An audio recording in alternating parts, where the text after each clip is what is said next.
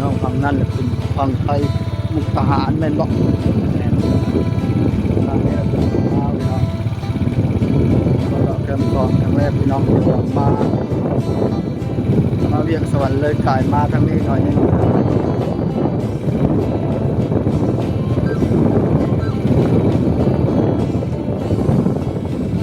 ใส่เสื้อผ้าหน้า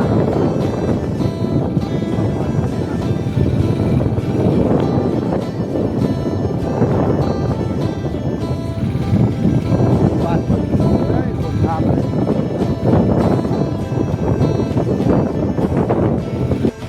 นี่มาตอนนี้เรากำลังทอดถึงสิ่งเรียบร้อยพี่น้องเรากำลังทอดเนี่ยสวยงาม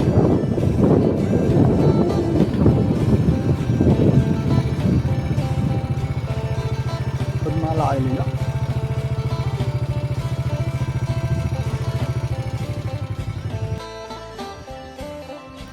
ส่วนนักพาพี่พาน้องเลาะบนจากนี้เลยพี่น้อง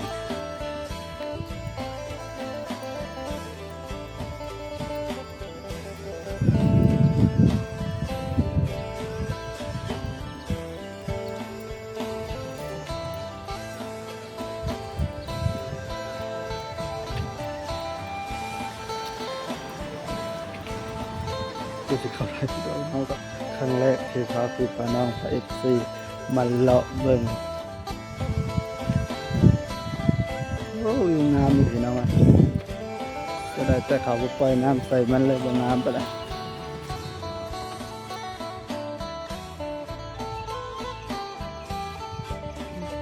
ดอกไม้ประดับพี่น้อง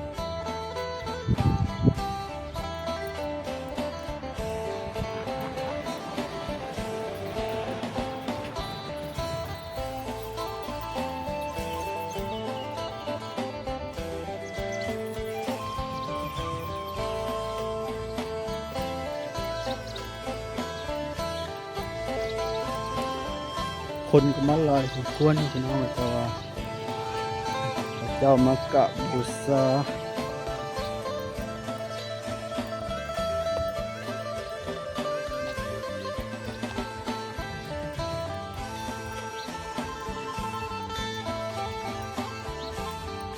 มาดูประเพณีออกพรรษาช่วงเรือประจำปีนี่พี่น้องกันเดินประช่วงเรือแถวนี้เนาะ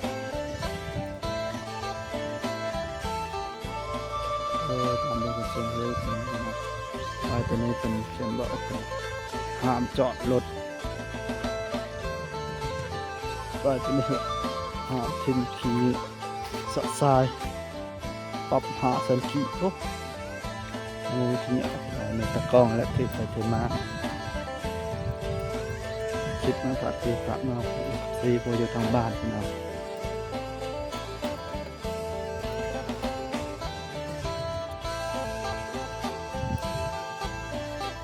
นี่คือน้ำคลองพี่น้องอันนั้นคือมันจะเป็น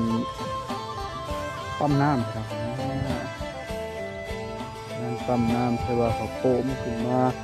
ใส่ในทันทีอันนี้พี่น้องมีสัตว์เลี้ยงพร้อมพี่น้องหาเรากินหญ้าตามแคมป์ตามคลองทางนั้นเป็นพังไทยพี่น้องเรามุกทหาร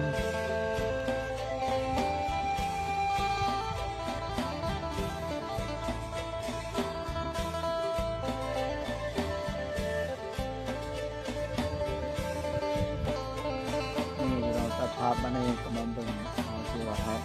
มาเราเล่นของน้องก็เดินทางมาจากบรรนอกบรรยาเนาะกระดาษจากซี่นะมากับมาอ้ายเป็นเขาน้องพี่น้องเขาเลยเขามาดอกไทยที่ตั้งแต่พี่ฝากน้องฝากซื้อไปอยู่ทางบ้านนะ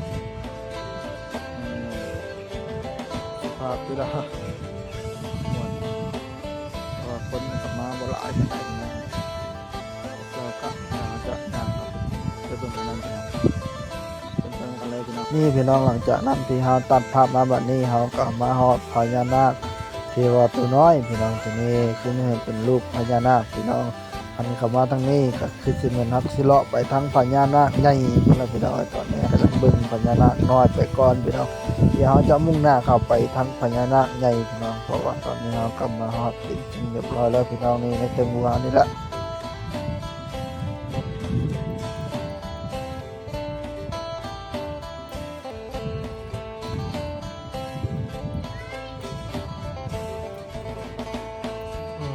จุดพญานาค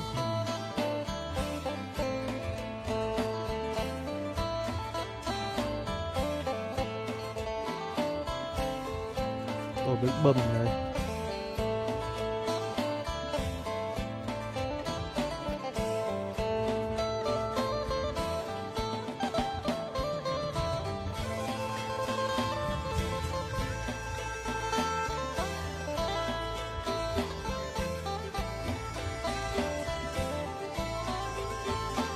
ท่านซะน้องก็จะเลาะลงไปทางที่ว่าเขาเจ้ากะไว้บูชาพี่น้องก็มีพระพร้อมพี่น้องที่ว่าเขาเจ้ามาปานี่กะไว้บูชาพี่น้องก็มีหลายคู่หลายคนที่ว่ามาเที่ยวในงานพี่น้องหรือว่ามาเบ็ดมาเรียกมางานในสวรรค์ก็เลยแวะมาเที่ยวมาชมพี่น้องนี่จะมีทั้งเอาลูกเอาเมียเอาหลานเพิ่นมาเที่ยวงานพี่น้องนี่ก็บ่แน่บ่ไหวบูชาพระก็มีพี่น้องทางหัวพญานาคขึ้นลงไปทางพุละทางแม่น้ำโขงพี่น้องหรือว่าแม่น้ำคลองปากพญานาคก็สูงสมควรพี่น้องเขาดึงก้อนลงมาเพิ่นเขาต้องสูงสมควรนะพี่น้องเว้ยจนว่าคอยกันไปมื้อนี้ก็แค่แน่แต่ท้องฟ้าแจ่มใสดีพี่น้องได้เห็นคักเลยนี่เด่นกล้องกับไม้พี่ให้น้องเบิ่งเลยพี่น้องผู้ใดที่ว่าท่านได้มาเที่ยวนะเบิ่งชมที่ว่าเพิ่นเฮ็ดไว้เนาะอยู่ในตะพังคลองพี่น้องผู้ใดเห็นลาไปยาวไปพี่น้อง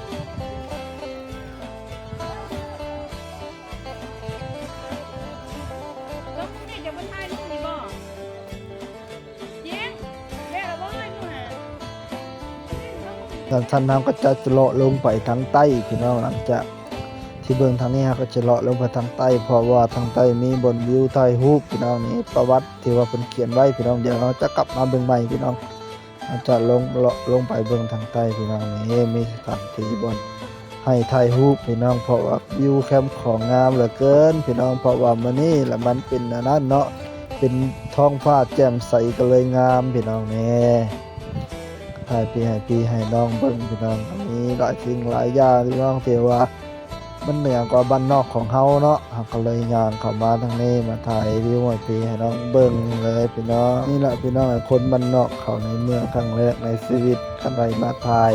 คลิปมาฝากพี่ฝากน้องฝาก FC ผู้อยู่ทางบ้านหรือว่าผู้ที่ว่าไปรับจ้างทำงาน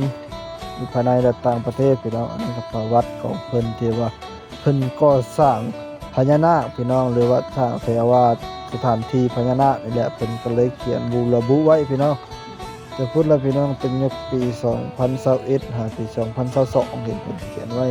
แต่ว่าจักแม่นบ่มีพี่น้องถ้าว่ามันผิดก็ขอโทษขออภัยพี่น้องนี่